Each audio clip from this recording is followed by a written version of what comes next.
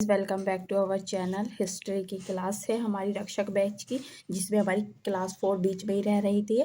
तो आज हम क्लास 4, 5 और 6 इन क्लास को रिवीजन बहुत अच्छे से कर लेंगे।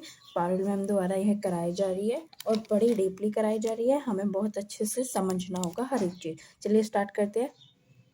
अब हम सिंधु घाटी सभ्यता का शिल्प उत्पाद देखेंगे। तो चंद्रहूदड़ों में शिल्प उत्पाद के लिए संप्रीत है, जिसमें मन का बनाना, शंख काटना, धातु का काम, मुद्रा बनाना, वजन बनाना शामिल है। यहाँ पर देखिए नागेश्वर यानी बालाकोट, तो इसमें शैली निर्माण के केंद्र यानी चूड़ियाँ, करहुल, जड़ाई ऐसे काम होया करते थे वहाँ पर। अब यहाँ पर देखिए चंद्रहूदड़ो, लोथर और धोलावीरा में विशेष ड्रिल पाए गए।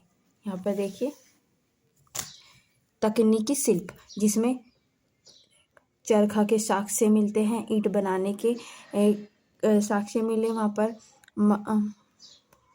मानव बनाने का काम नाव बनाने का काम, जहाँ वहाँ पर नाव बनते थे, और आभूषण बनाने का काम यानी सोना चांदी के जो बनते थे वे, और सोना अधिकतर कहाँ से था? कर्नाटक से आता था। बर्तन बनाने के साक्ष्य मिलते हैं, जैसे कि लाल और काले बर्तन। अब हम देखेंगे सिंधु सभ्यता का व्यापार और वाणिज्य। यहाँ पर देखिए नागेश्वर और बालाकोट से शैली, सोर्तुगई से लैपिस जासूली, लाजुली, सॉरी गाइस, ये लाजुली है, पता नहीं कैसे नाम होते हैं, कोई नहीं, लाजुली। यहाँ पर देखिए भरूच से क्या होता था? तो यहाँ से कर्नेलियन का व्यापार होता था। दक्षिण राजस्थान, उत्तरी गुजरात से सटीटाइट का होता था। खेतड़ी और ओमान से तांबे का, दक्षिण भारत से सोने का। कुछ अब हम देशी व्यापार देखेंगे जो देश से विदेशों से किए जाते थे। तो तांबा कहाँ से था? खेतड़ी बलूचिस्तान ओमान से, चांदी अफगानिस्तान ईरान से, सोना कर्नाटक अफगान और ईरान से, टिन अफगानिस्तान ईरान से, और सीसा ईरान से। तो अधिकतर व्यापार कहाँ से? अफगान और ईरान से किया जाता था।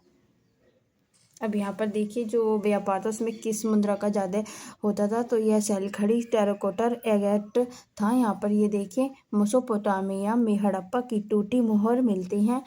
नापतोल के यंत्र मिलते हैं, जिसमें 16 के गुंज में थे, मतलब नापतोला गुंज में ज़्यादा था। लेन देन प्रणाली का प्रयुक्त यानी प्रयोग होता था। और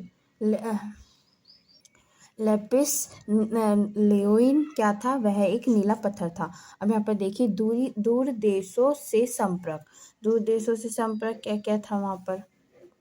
जैसे कि ये देखिए मेसोपोटामिया के ग्रंथ यानी मगन, ये कहाँ का था? ओमान से तांबा। दिलमुन यानी यहाँ पर देखिए मगन है, यह ओमान का ग्रंथ था, जिसमें तांबा का व्यापार का उल्लेख मिलता है। दिलगुम बहरीम का द्वीप का एक ग्रंथ था। मेलुहाला हड़प्पा सभ्यता का एक ग्रंथ था। यहाँ पर देखिए थोड़ा सा ये, इसमें हजो पक्षी कौन था? तो यह मोर था। मेलुहा क्या थी? एक, तो यह नाविका की भूमि थी।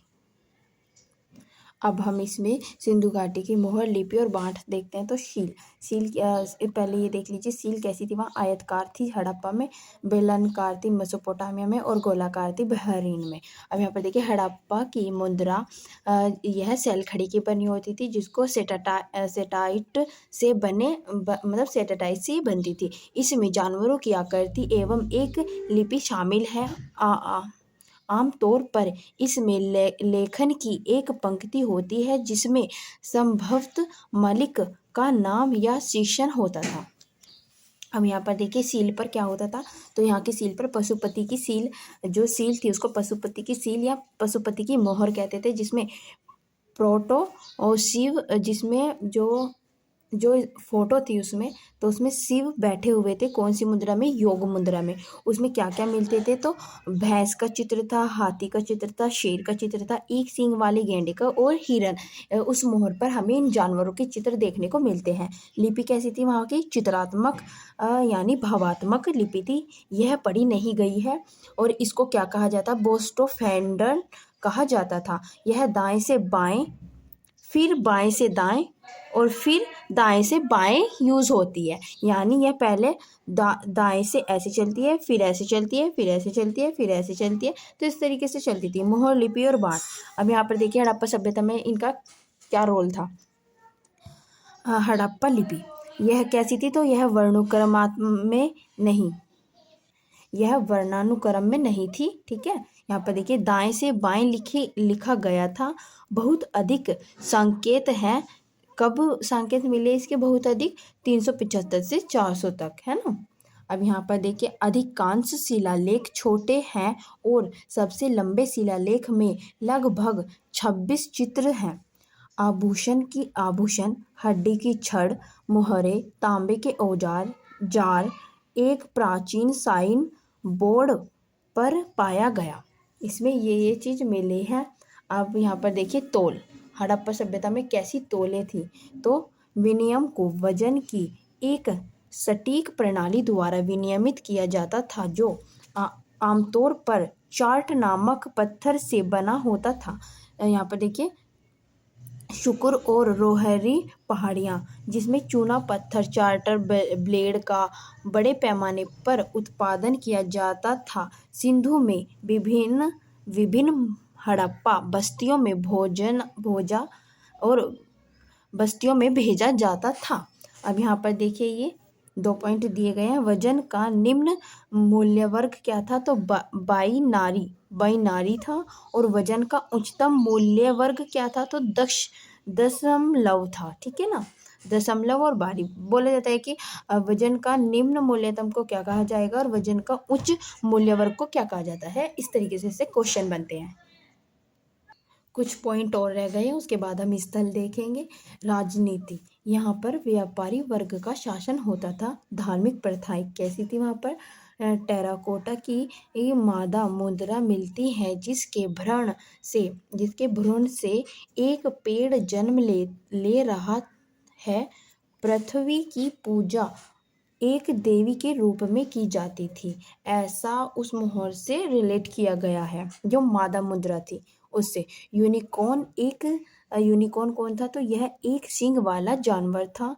लिंग, इसमें शिव के प्रतीक के रूप में पूजी जाने वाली शंक्वाकार पत्थर की वस्तु प्राचीन शिव मोहर, जिसको पशुपति कहा जाता था।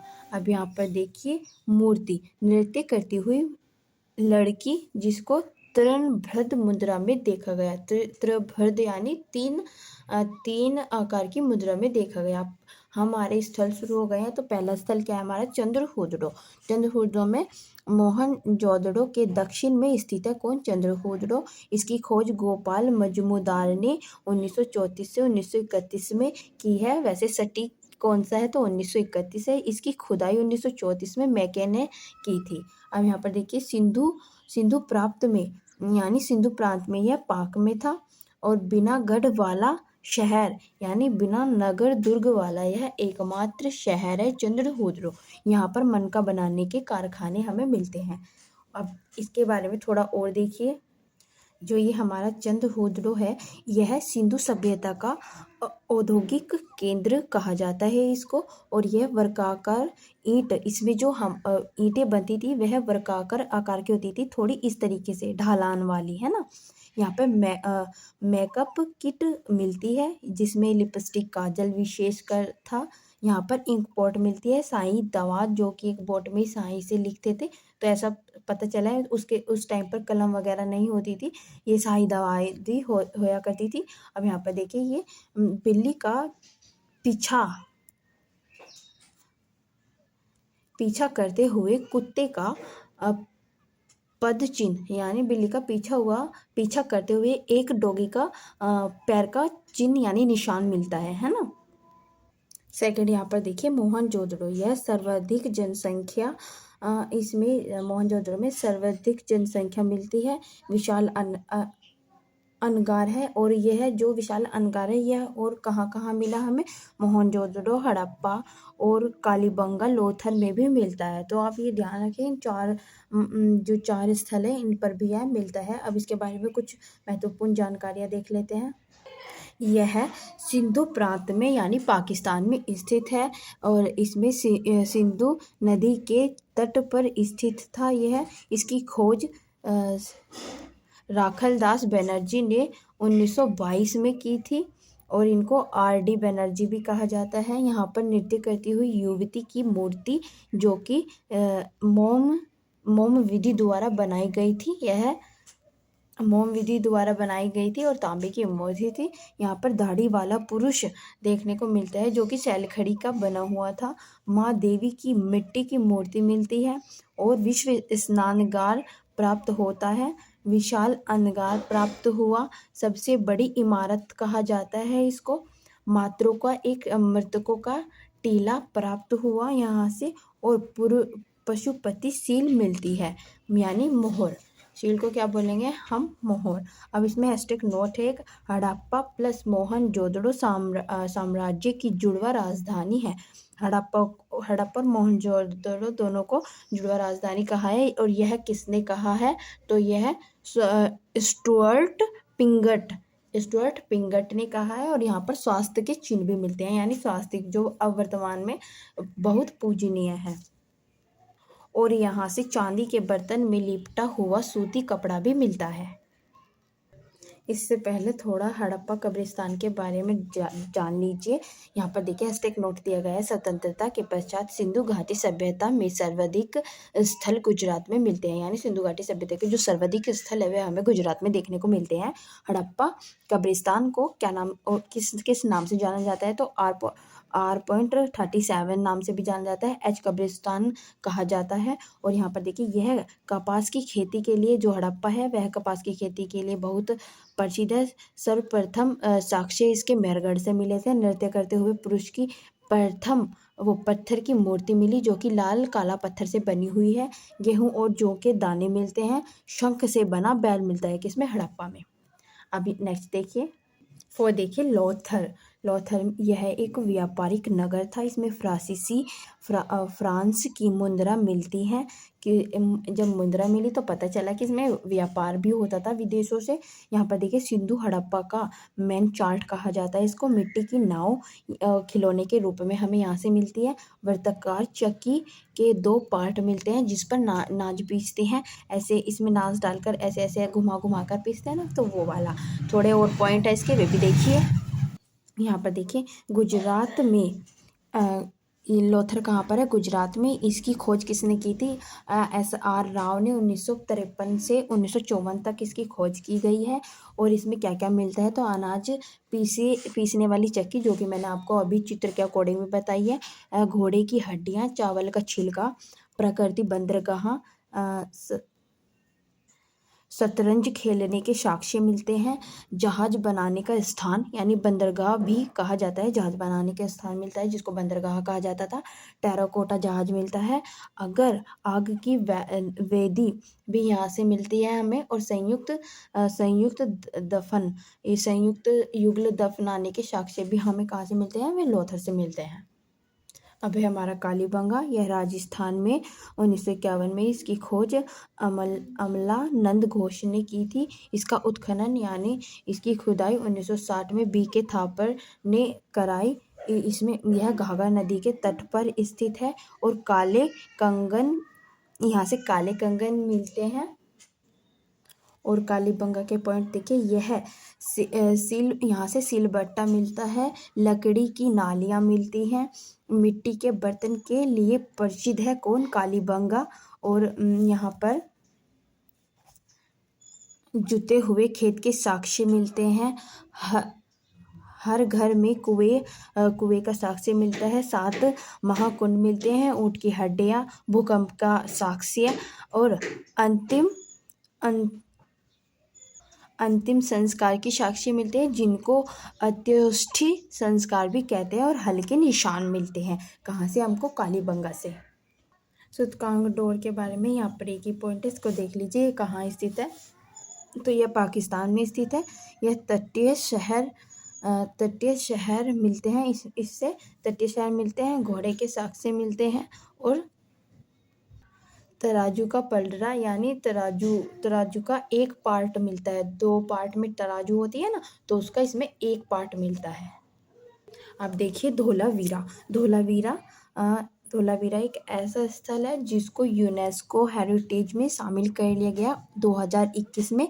यह 40वां स्थल बना और यह सिंधु सभ्यता घाटी का एकमात्र ऐसा स्थल है जिसको यूनेस्को में शामिल किया गया। अब यहाँ पर देखिए यह गुजरात में है। इसकी खोज 1968 में जेपी जोशी ने और रविंद्र सिंह विट्ठर ने की थी। यह 3 भागों में विभाजित है: गढ़, मिडल टाउन, निचला शहर। जल निकासी प्रणाली यहाँ की बहुत अच्छी थी।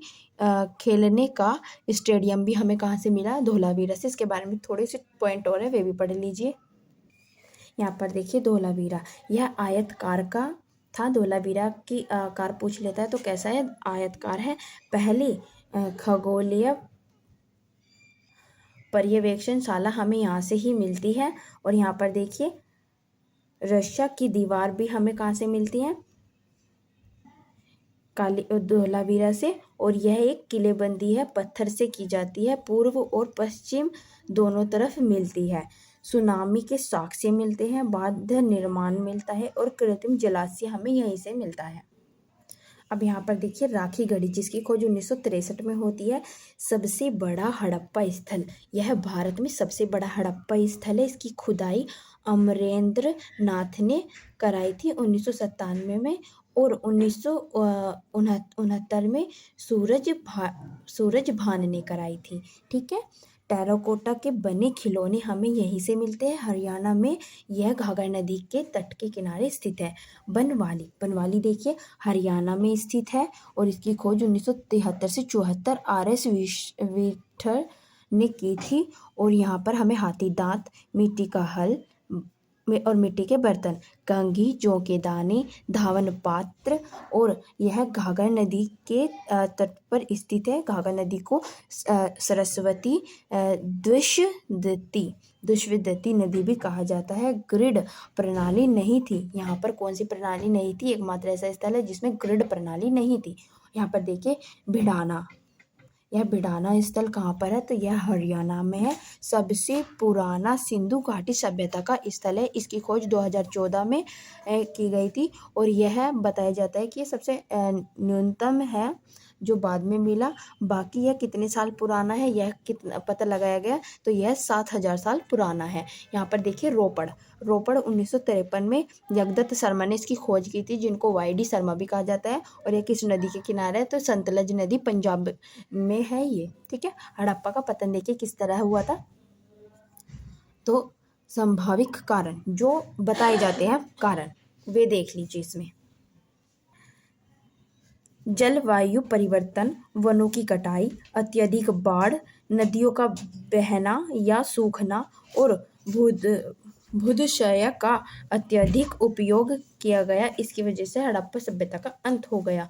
अब यहाँ पर शव दफनाने के कारण देख लीजिए, ये काठे ही दे दिया ताकि आपको याद करने में आसानी रहे। तो संयुक्त शव और युगल समाधान, यह लोथर से प्राप्त हुए। ताबूत दफन करने का हड़प्पा से प्राप्त हुआ। शव के साथ कुत्ते का शव दफनाने कहाँ पर देखा गया? तो यह रोपड़ में देखा गया। और विस्तारित अंत्योष्ठि, यह क्या है? यह वो है जो अंतिम संस्कार होता है एक इंसान का, वह यह कहाँ से देखा गया? तो यह सोनाली उत्तर प्रदेश से मिलता है। ठीक है। आज हमारा सिंधु घाटी सभ्यता यानी हड़प्पा सभ्यता पूरा हो चुका है। अब हम कल क्लास 5 में वैदिक सभ्यता करेंगे दोस्तों। तो चलिए उसको हम कल स्टार्ट करेंगे। अगर वीडियो अच्छा लगा तो एक प्यारा सा कमेंट और सब्सक्राइब एंड मेरी वीडियो को शेयर भी कीजिएगा, ताकि जो आपके दोस्त वगैरह हो वो भी अपना अच्छे से कर सके। यूपी जीके और स्टैटिक जीके है इसमें, और नॉर्मल सामान्य विज्ञान है, तो आप करवा दीजिएगा। And thank you. Vande Mataram.